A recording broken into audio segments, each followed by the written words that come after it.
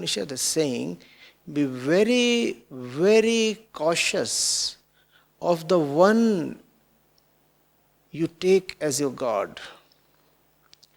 Be very, very cautious of the one you feel pulled towards.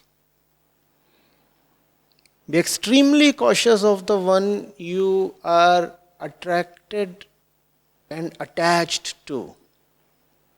You will become that. You will have no option. When you feel attracted towards a little kid, how do you behave?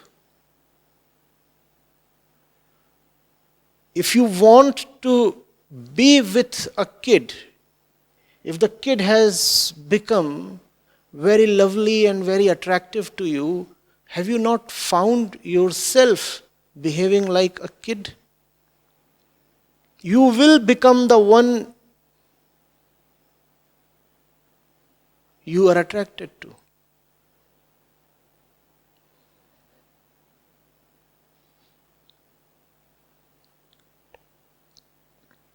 If somehow it happens,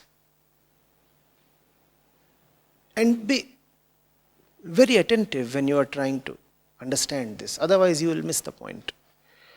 If somehow it happens that you are greatly attracted towards an elephant,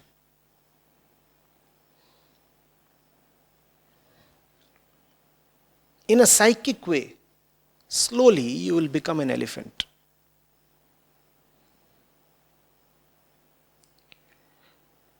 The Indian scriptures talk of the jiva, the human being, as analogous to the bhringi keet.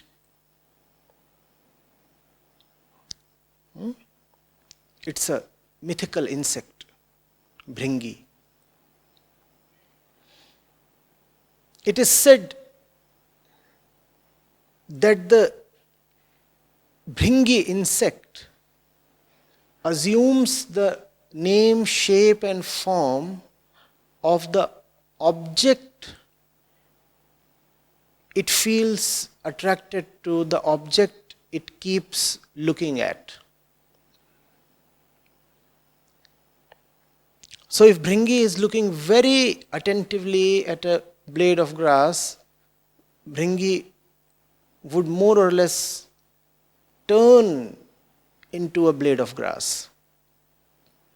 There obviously, in the factual world, exists no such insect. But get the message right.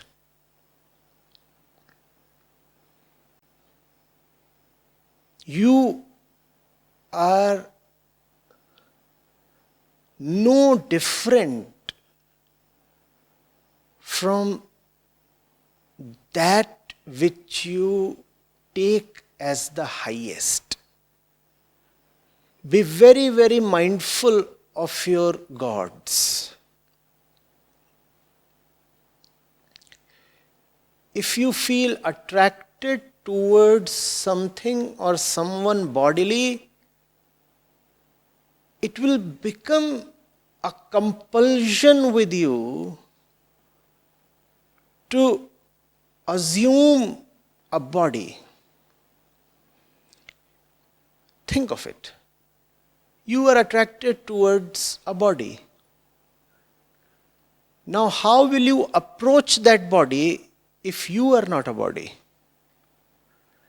And your attraction obviously is not the love of the nameless, formless, selfless kind. Your attraction is of the consumptive kind.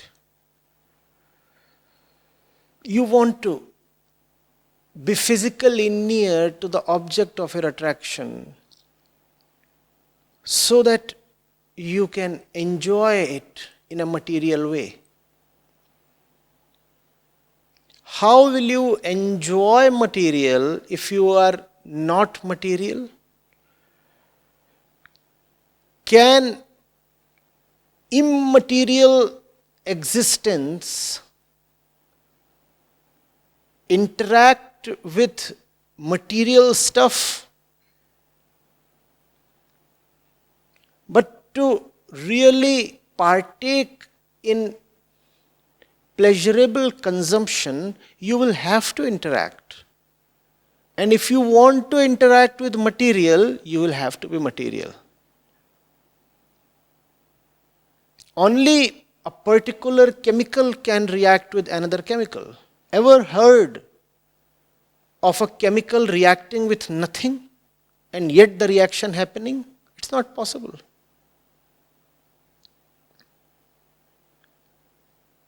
Two things have to be there for something to happen between them. So if you are pulled towards a thing, you have no option but to turn yourself into a thing. And your fate is sealed. Are you getting it?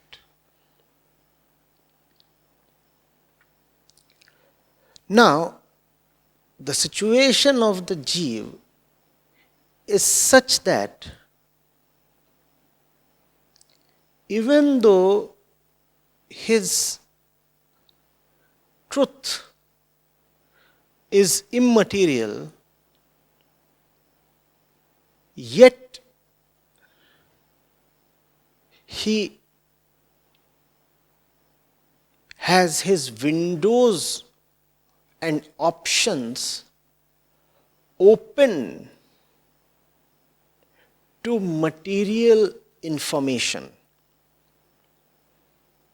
Look at the one you call the human being.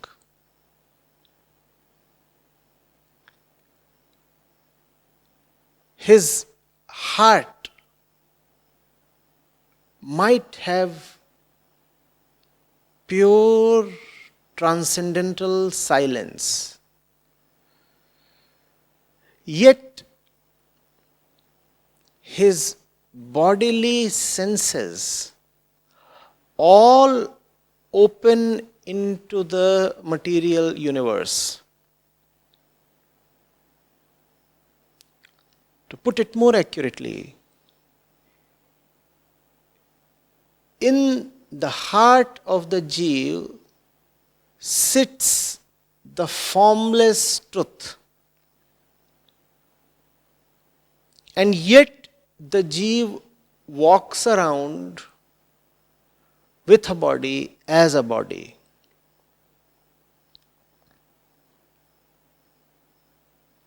Are you getting it? So there is a great possibility of getting corrupted. Because you are being fed on material information continuously. Things are coming to you and entering your consciousness without a gap. Even when you are asleep, you dream only of things and shapes and bodies and events.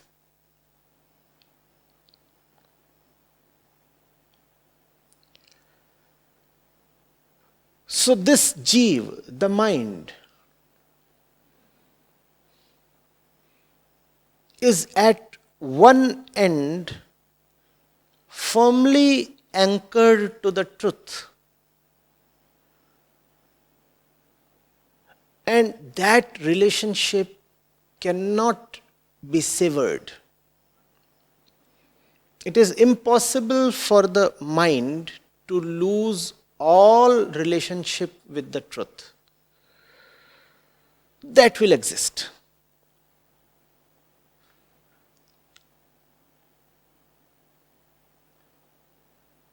But at the other end, the mind is being continuously fed by the senses. take the mind as an expanse. An expanse spanning two poles, one of which is the silent truth, and the other end consists of the noisy, glitzy world. And this world is continuously entering the vessel of the mind, filling it up, shaping it up, and readying it for further consumption. So the situation of the mind is like that of a person who is held to a tether by an unbreakable rope, but he continuously keeps his back to the tether. The rope is unbreakable. The tethering point is called the truth. You cannot break away from it.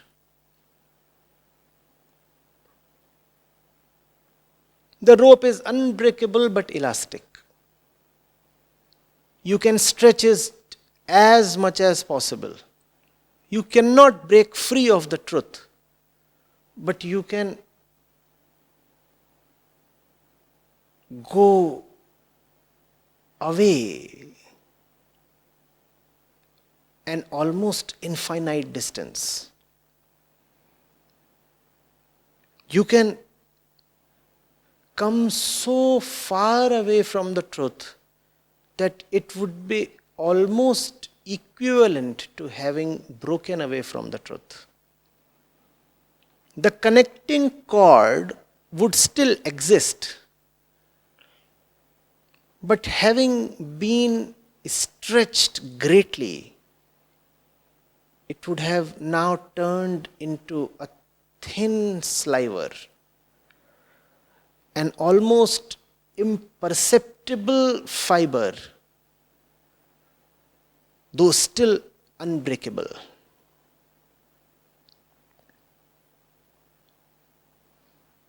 You getting it? So this human being has his back to the truth.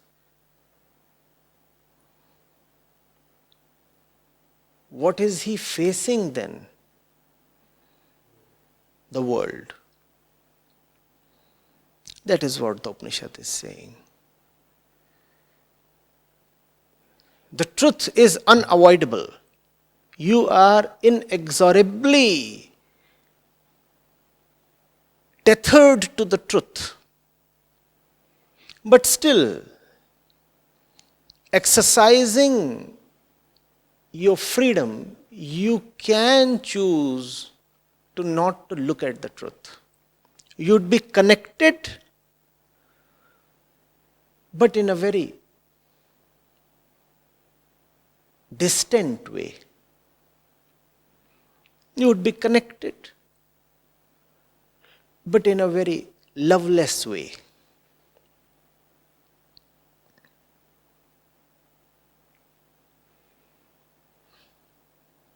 What would you become?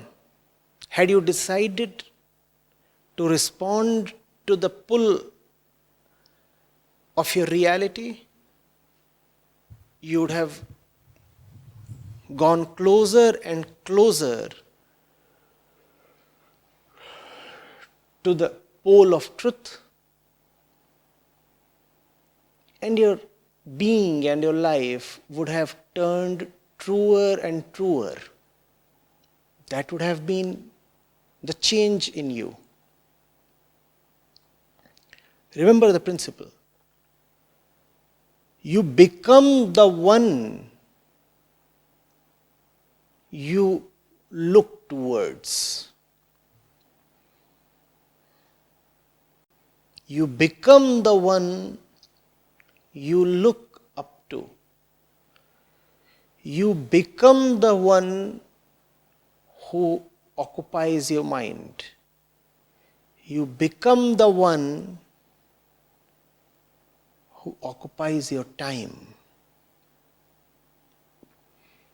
You have no option. You will have to become that if you are to maintain that relationship.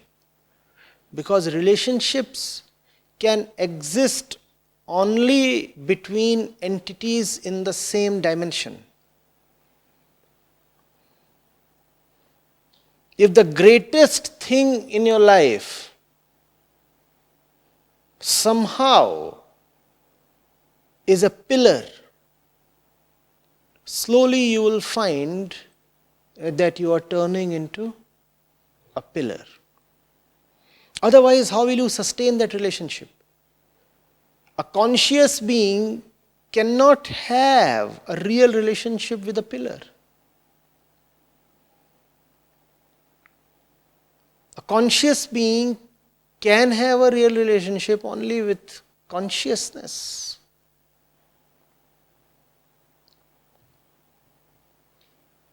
Are you getting it?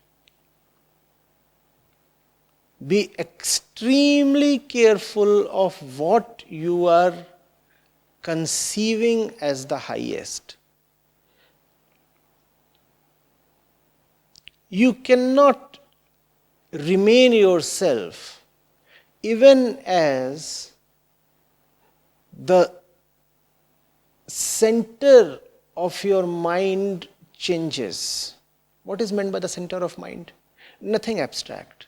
That which fills up of your mind is the center of your mind. Want to know what is the center of your mind? Just see where you spend the entire day. That's the center of your mind. Just see what occupies your thoughts. Just see what sits at the top of your priority list. That's the center of your mind. Simple?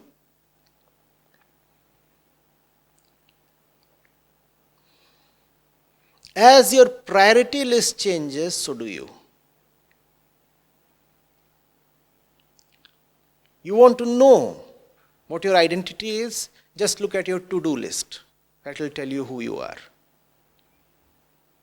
Not the formal one. Not the one you maintain to cheat your boss. The real to-do list. And you will know the real to-do list by knowing what your mind keeps busy with.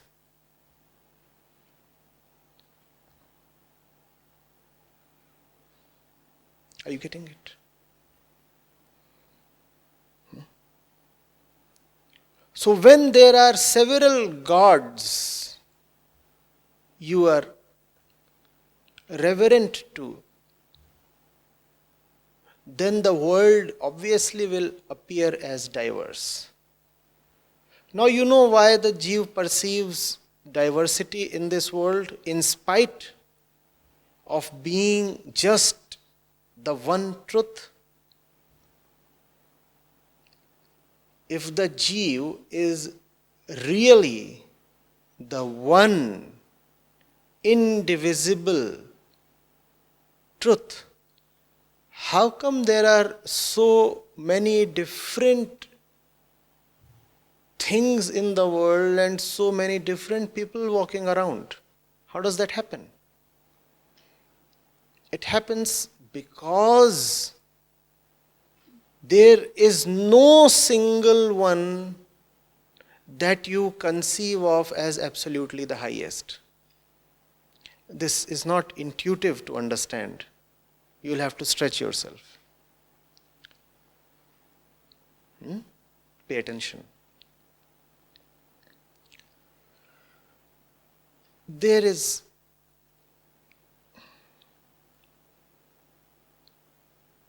this buffet, right? all kinds of delicacies are there.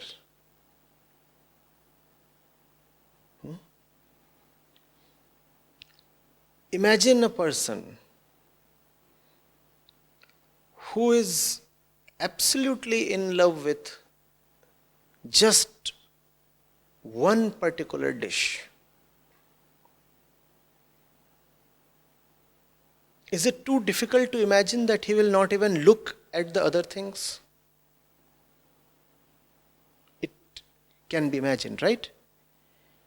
He will look just at the one thing he is madly in love with. Right? Will he perceive diversity? He will not.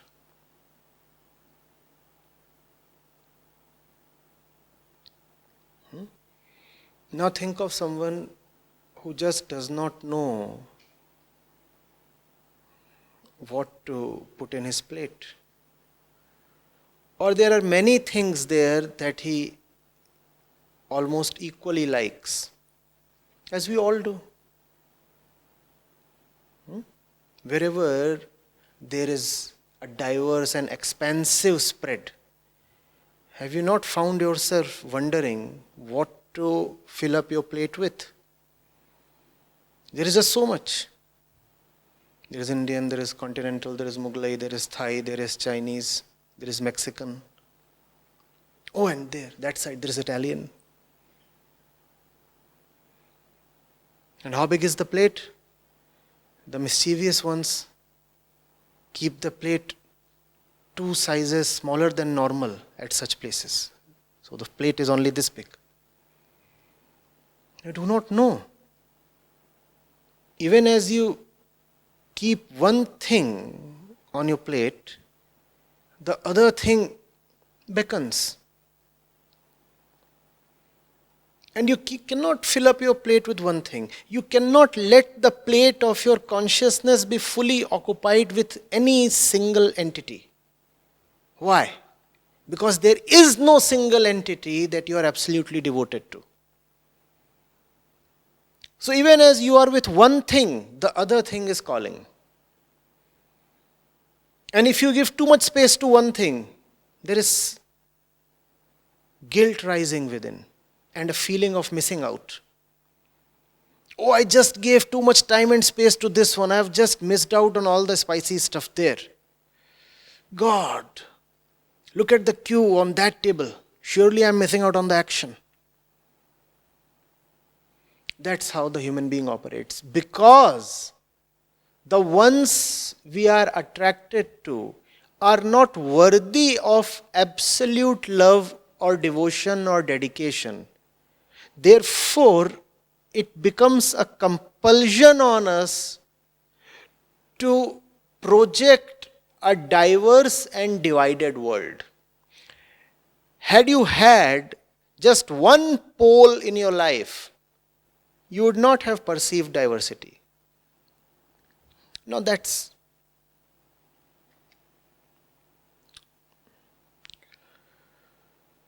a thing to be meditated on.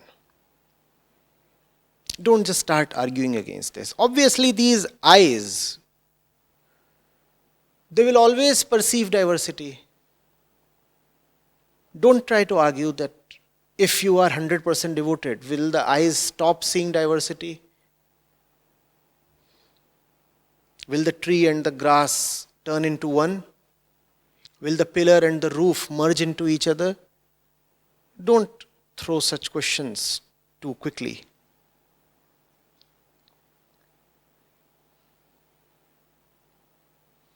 The entire spread will continue to exist as an objective reality. But do you live in objective realities or do you live in your subjective world? Come on. You live in your subjective world. Objectively, the world might exist. To you, it would not. To you, there would be just the one thing that matters to you.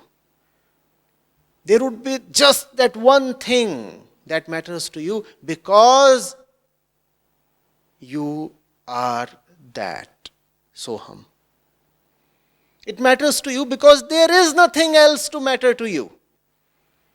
Because all else is matter.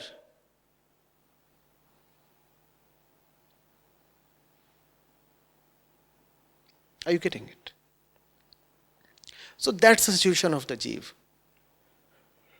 Two principles we touched upon. First, if your gods are material and bodily and carnal, so will be you.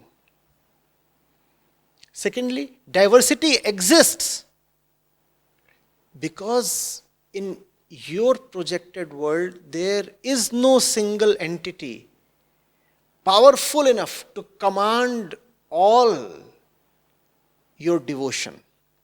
You are never fully contented with one single thing. So you have no option but to project this and that, because you see you are hungry and thirsty in a psychic way. You live for the sake of contentment. You are desperately looking around for contentment. You don't get it here. So you move to the next place. You don't get it there, you move to the next place, you move to the next place, you move to the next place. And this continuous movement has created this infinite universe. Do you get now why the universe is infinite? Because your thirst is infinite. Assume the universe were finite. Were the universe finite, how would you survive? Let's say the universe had just space enough to contain only 10 objects. We are assuming a finite universe with just enough space to hold 10 objects. 10 objects besides you. You go to the first one.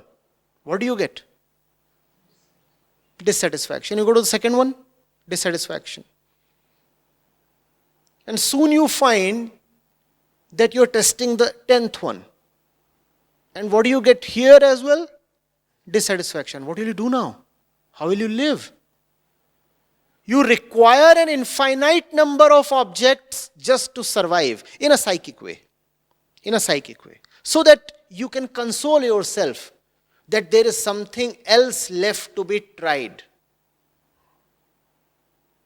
Had the universe not been infinite, how would your hope have survived for so long? For your false hope to survive, you will have to project an infinitely large and false universe.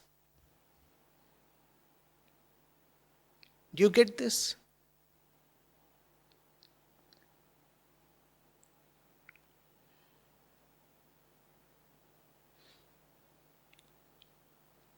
That's why the more your inner dissatisfaction grows, the more becomes the importance of diverse objects in your life. And vice versa, mind you. The more the prevalence and production and consumption of objects will grow, the more the dissatisfaction in your life will grow. Now, do you see why neurosis has become so pandemic in the last 100 years? Can you relate it to the exponential rise in man's ability to produce and consume objects? The more is our ability to produce and consume objects, the more terribly dissatisfied we grow within. And hence, mental illness.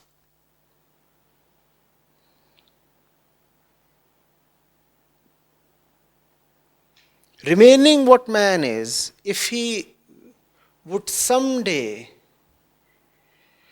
come to a point of technological attainment where he could colonize and exploit the entire universe, that would be his last day.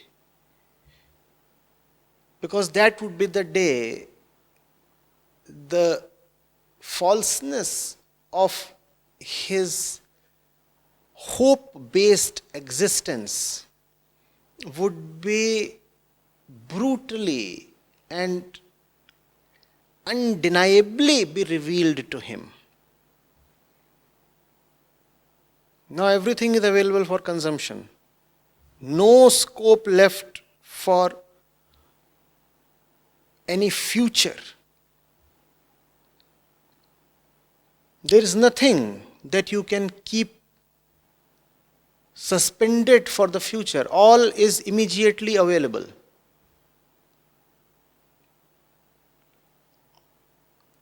Pick what you may.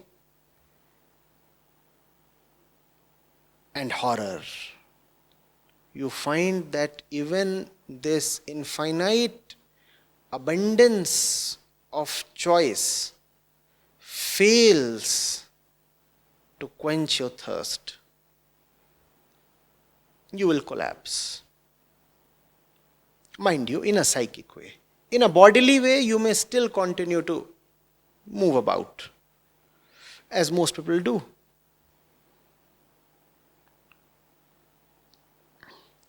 Were our bodies to reflect accurately and honestly the state of our minds, none of us would have been able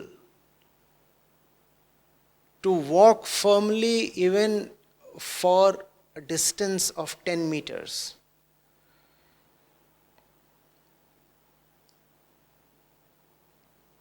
Our legs would have shown up as cut, wounded, bruised, fractured. The way, exactly the way our mind is. Unfortunately for us, our bodies do not reflect the condition of our mind. Mind is in deep trauma. Mind is fractured and lacerated, cut upon cut. And yet the body looks so healthy. The skin is glowing. And that keeps us in the illusion that things are almost all right.